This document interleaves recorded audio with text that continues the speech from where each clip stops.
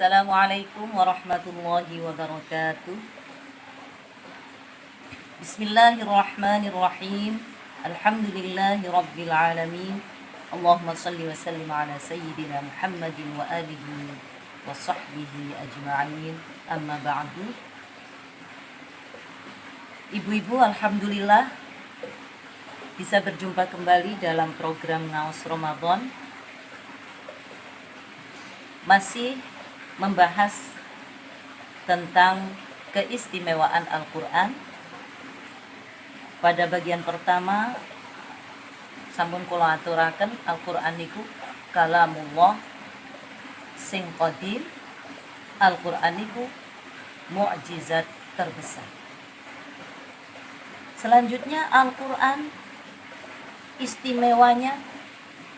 keistimewaannya Al-Quran niku proses turunnya. Proses turunnya Al-Quran berbeda dengan kitab-kitab samawi yang lain. Taurat diturunkan kepada Nabi Musa alaihissalam langsung secara keseluruhan, jumlatan wahidah. Injil diturunkan kepada Nabi Isa alaihissalam juga demikian. Zabur diturunkan kepada Nabi Daud juga secara keseluruhan. Sedangkan Al-Quran niki diturunaken dua tahap. Tahap pertama saking Lauh Mahfuz teng Baitul Izzah riyen. Baitul Izzah niku teng langit dunya. Niki lho langit sing ngisor. Lah niki turunnya secara keseluruhan. Sakbenga dawe Allah, inna anzalnahu fi lailatul qadr. Pada malam qadar niku Gusti Allah nurunaken Al-Qur'an dari Lauh Mahfuz teng Baitul Izzah secara keseluruhan. Selanjutnya dari Baitul Izzah kepada Rasulullah sallallahu alaihi wasallam niki secara berangsur-angsur sampai kurang lebih 23 tahun. Nah, ini semua bukan kebetulan. Niki sedaya mboten sakarep-karepe Gusti Allah, mboten mengandung hikmah. Oh, tentu banyak hikmahnya. Napa kok katik model ngoten turunnya Al-Qur'an? Kok katik secara keseluruhan dhisik nanggene langit dunya mantun ngoten berangsur-angsur. Niki hikmah diantarane Gusti Allah akan menunjukkan kepada penduduk-penduduk langit, iki loh malaikat-malaikat iki loh kitabku sing terakhir sing kate tak turunno nanggene nabiku sing terakhir. Nah, mantun ngoten turun dari Baitul Izzah kepada Nabi Muhammad dibawa oleh malaikat Jibril. Apa kok gak sak brengan bisa? Kok sak katik di model berangsur-angsur. Lah niki nggih kathah hikmah. Di antara hikmah nggih niku sebagaimana firman Allah menyebutkan wa qala alladziina kafaru laula nuzila 'alaihil qur'anu jumlatan wahidah. Orang-orang kafir berkata, andai saja Al-Quran itu diturunkan secara keseluruhan koyok kitab-kitab sing biyen-biyen, apa gak ngono. Jawabannya, kadzalika linutsabbita bihi fuadak wa rattalnahu tartila. Niku jawabannya saking Gusti Allah. Anjen tak gawe ngono. Tak gawe berangsur-angsur gak sakbrenga linutsabbita bihi fuadak untuk memberi ketenangan kepadamu wahai Nabi Muhammad sallallahu alaihi wasallam. Wa rattalnahu tartila, maksudnya napa? Syai'an ba'da syai'in bitamahulin wa ta'udati.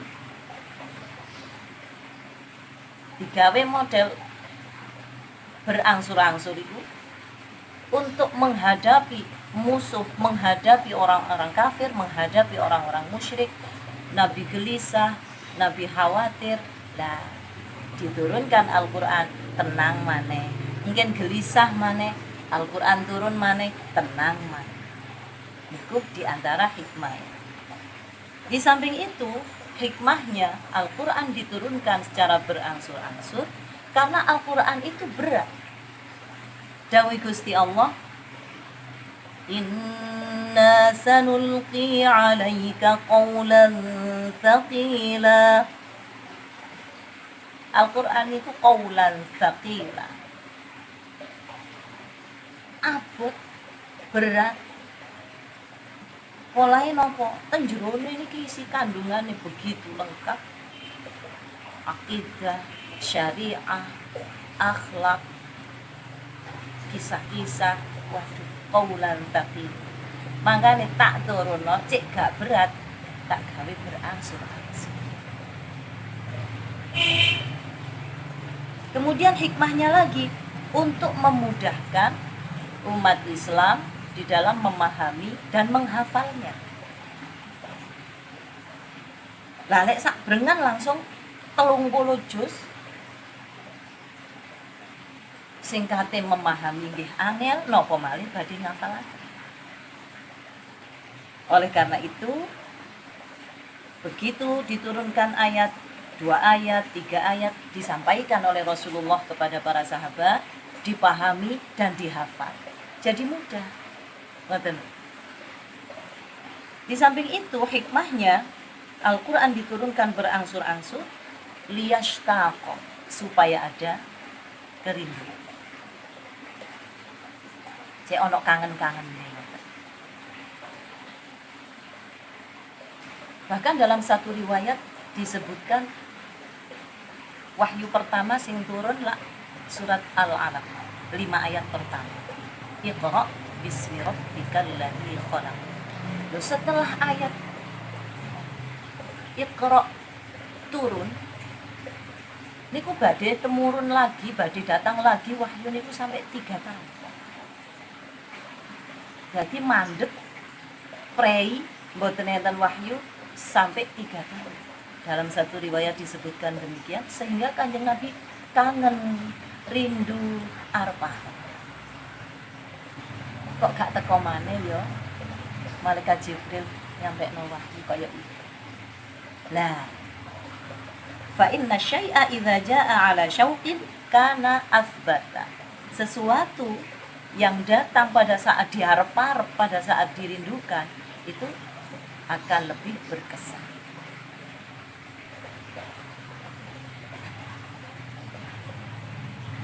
Semakin lama kita berpisah, semakin mesra saat berjuang. Jadi, oh ya Allah, iki wis suwe ya gak teko malaikat Jibril. Aku kangen. Lah, dugi malaikat Jibril menyampaikan ayat. Maka kesannya lebih mendalam. Selanjutnya keistimewaan Al-Quran yang berikutnya, Al-Quran niku selalu terjaga. Sejak berada di Lauh Mahfuz dijogo kali Gusti Allah. Kemurniannya, kesuciannya. Fi suhufin mukarramah marfu'atin mutahharah bi aidi safarah kiramin bararah. Jadi direksa. Pada saat enten Lauh Mahfuz sampun direksa betul. Mboten saged diotik-otik kali setan. Berada di Baitul Izzah juga dijaga. Begitu diturunkan dari Baitul Izzah kepada Nabi Muhammad, dijaga, dikawal ketat. Ojo sampai mengalami perubahan ataupun penyimpangan. Wonten surat Al-Jin diterangkan إلا من ارتضى من رسول فإنه يسلك من بين يديه ومن خلفه رصدا. Dijogo, dikawal agar tetap terjaga kesucian dan kemurnian. Sampai kepada Nabi Muhammad Sallallahu Alaihi Wasallam, bahkan sampai hari kiamat tetap dijaga. Dawai Gusti Allah, Inna nahnu nazzalna dzikra wa inna lahu lahafizun. Aku sing jogo, aku sing nurunno, aku sing jogo. Jadi tidak akan mengalami penambahan, pengurangan, penggantian, penyimpangan, pemalsuan. Begitu ada pengurangan atau penambahan atau pemalsuan, langsung konangan. Kok saged dijogo kali Gusti Allah? Carane njogo ya napa? Di antarane nggih niku melalui hafizah, orang-orang yang hafal Al-Qur'an. Atine diparingi kuat nyimpen ayat-ayat Al-Qur'an. Memorine, akale diberi daya ingat yang kuat, diberi kecerdasan, diberi kemampuan untuk menghafal. Niki salah satu cara Allah untuk menjaga kemurnian Al-Qur'an.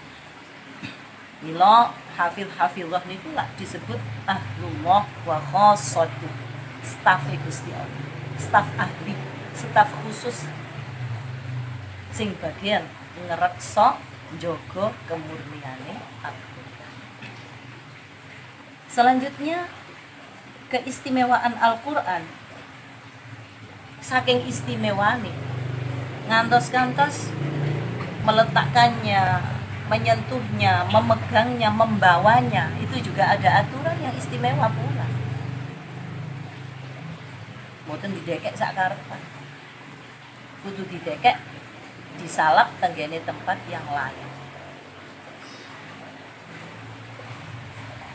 Dekek pundi? Nggih sing sekirane aman. Sekirane aman, sekirane pantes. Menyentuhnya, membawanya ada aturan. Nggih niku kudu suci saking hadas. Hadas cilik, hadas gede, hadas sedengah. Lek hadas mboten angsal nyekel Al-Qur'an, ngutik mushaf Al-Qur'an, gawa mushaf Al-Qur'an, mboten angsal kecuali dalam situasi tertentu yang sudah dijelaskan dalam kitab-kitab. Misalnya Al-Qur'an lah kok enten tenggene ngriki. Enten ngriki mushaf Al-Qur'an ada di sini, kemudian mendungnya kuweteng. Moro-moro udan gerata niki lek kena banyu udan rusak malah. Lah engko lek tak tinggal wudu dhewe selak lede kertas iki. Selak nyunyut. Lah, aku gak duwe wudu, gak apa-apa.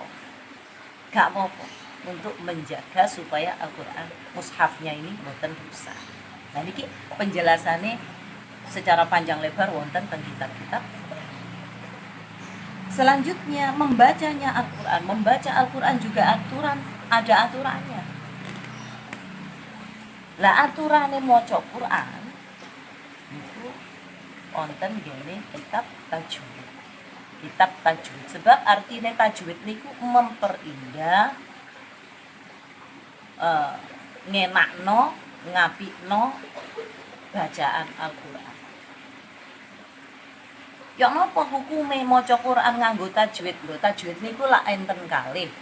Wonten tajwid ilmi, wonten tajwid amali. Tajwid ilmi niku tajwid secara teori. Hukumnya secara umum niku sunnah. Mengetahui hukum-hukum bacaan-bacaan iki idgham, iki ilhar, iki iqlab, nek ngene iki jenenge. Lah niku tajwid ilmi. Secara umum hukumnya sunnah. Tapi tajwid amali, tajwid praktek membaca Al-Qur'an, harus ada tajwidnya secara praktek. Wajib hukum, wajib syar'i, wajib syar'i. Wayai guna, wayai ikhfa, wayai ilhar, dia harus dipakai, dipraktekkan. Niku hukumnya wajib syar'i. Dalile nopo? Jelas dalile Al-Qur'an. Auzid alaihi wa rattilil Qur'ana tartila. Enten sing ngomong, lho niku lak ngengken tartil lah, ngengken maca alon-alon. Lah dawuh Sayyidina Ali karramallahu wajhah, yang dimaksud warattilil Qur'ana tartila, tartil adalah tajwidul huruf wa ma'rifatul wuquf. Tartil iku ya tajwid iku, tajwid iku ya tartil. Mboten saged dipisah.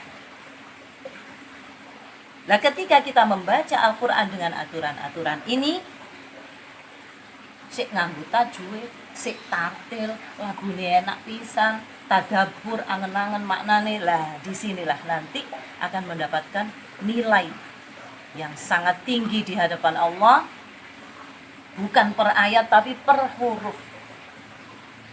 Per huruf niki wonten 10 kebaikan. Oh, boten kudu hatam nggih mboten. Yang lebih penting adalah kualitas bacaan kita, bukan kuantitas. Lek kuantitasnya niku relatif, tergantung kemampuane.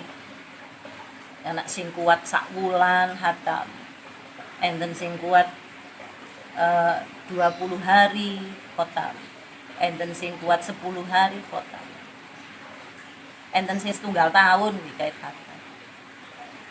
Tapi yang penting harus dijaga kualitas bacaannya dengan cara menjaga tajwidnya, tartilnya, bahkan lebih tinggi lagi disertai dengan tadabbur, ngangen-angen maknanya. Tombo ati iku 5 perkarane maca Quran angen-angen sak maknane.